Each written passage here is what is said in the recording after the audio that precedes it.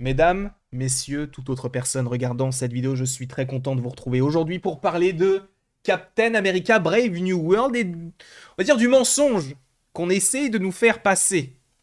Alors, certains parlent, comme moi, de mensonges, certaines personnes disent que ce sont les vrais chiffres. On a fait une vidéo récemment sur le sujet concernant le fait que Captain America Brave New World a très peu de chances d'être rentable.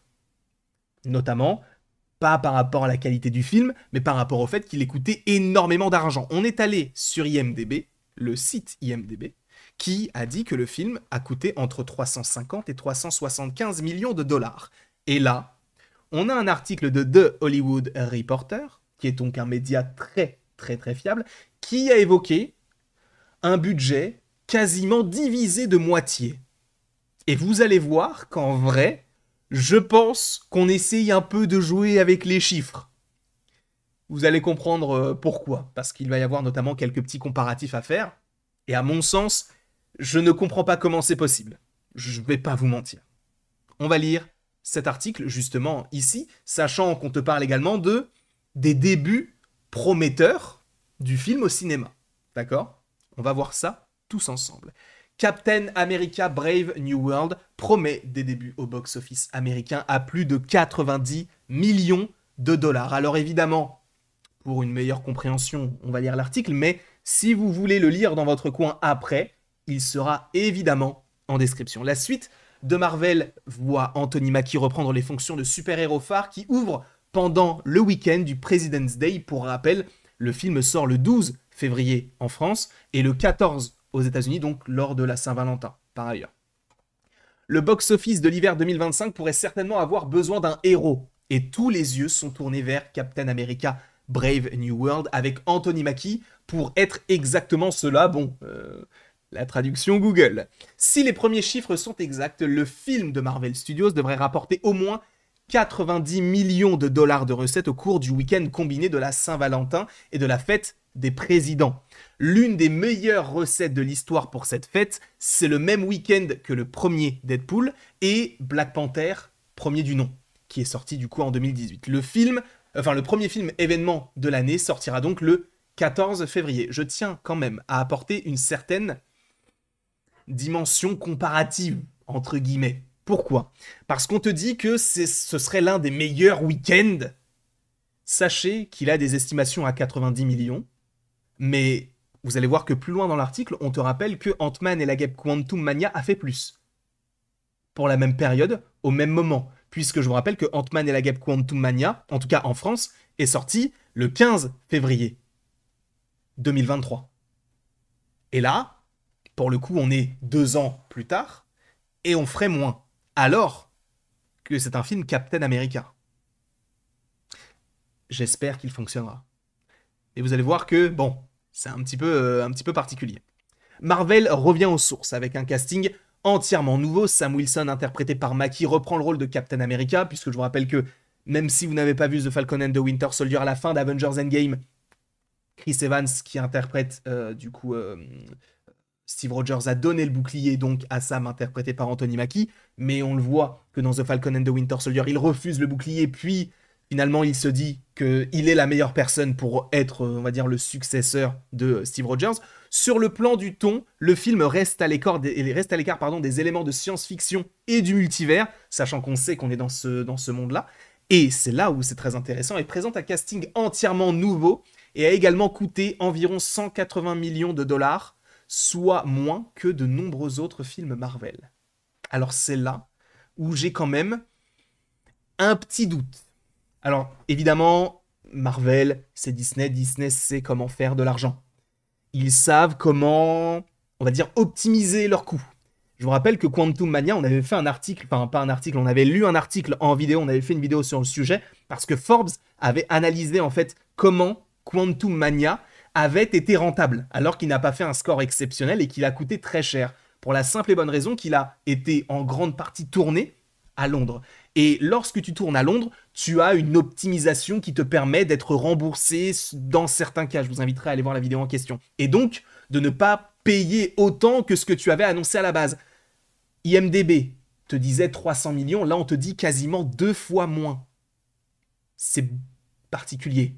On est bien d'accord. Même plus que ça, c'était 350 millions de dollars. Pour être rentable, il aurait dû faire 1 milliard. Là, en faisant 180 millions, en vrai, ils ont besoin de faire, allez, 3 fois 18, ça fait 54.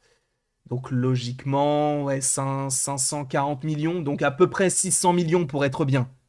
Là où moi, c'était mes estimations, 600 millions pour ce film-là, là, il serait bon.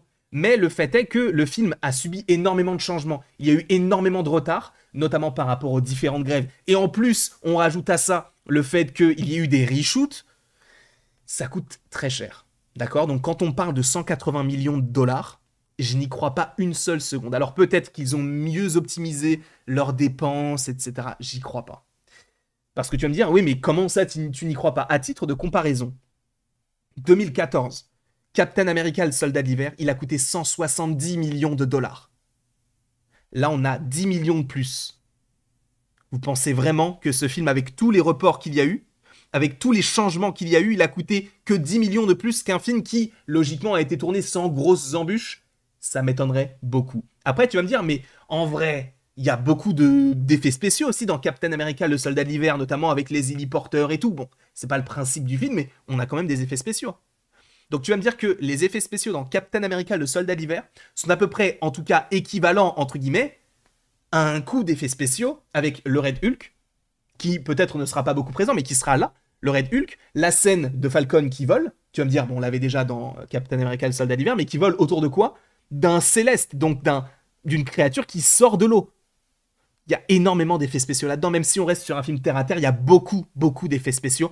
Et pour moi, je ne comprends pas comment c'est possible. Après, s'ils le disent, peut-être que c'est vraiment le cas, mais j'ai du mal à le croire que ce film-là ne coûte que 10 millions de plus qu'Avengers, que Captain America, le soldat d'hiver.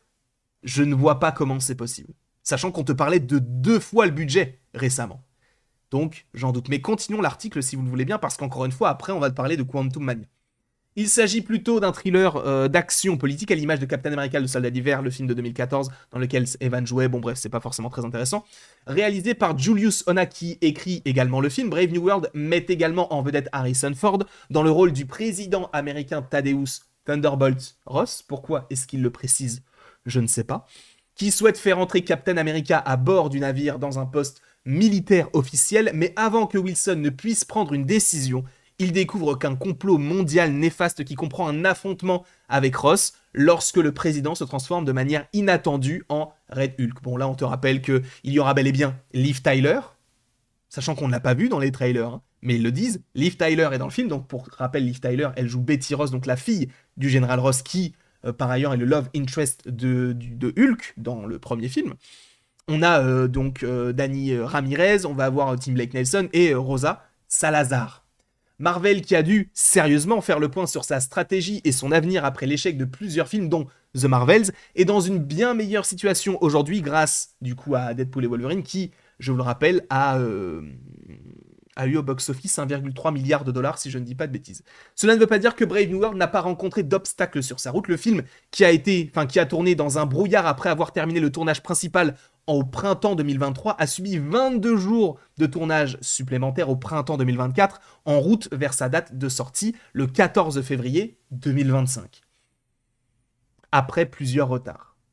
Pour moi, il n'y a aucun monde où ce film coûte 180 millions. Mais bref, avec un lancement estimé donc à 90 millions de dollars, Brave New World se targuerait du 5e plus gros lancement du President's Day derrière 3 titres Marvel, donc Black Panther avec 242 millions qui, je vous le rappelle, avait fait le milliard. Deadpool, 152, qui lui, je crois, avait fait 700, 800 millions, je ne sais plus exactement. Et Ant-Man et la Guêpe Quantum Mania avec 120 millions de dollars. Donc Ant-Man et la Guêpe Quantum Mania a fait 30 millions de plus que les estimations qu'on donne à Captain America et il n'a fait que 500 millions au box-office.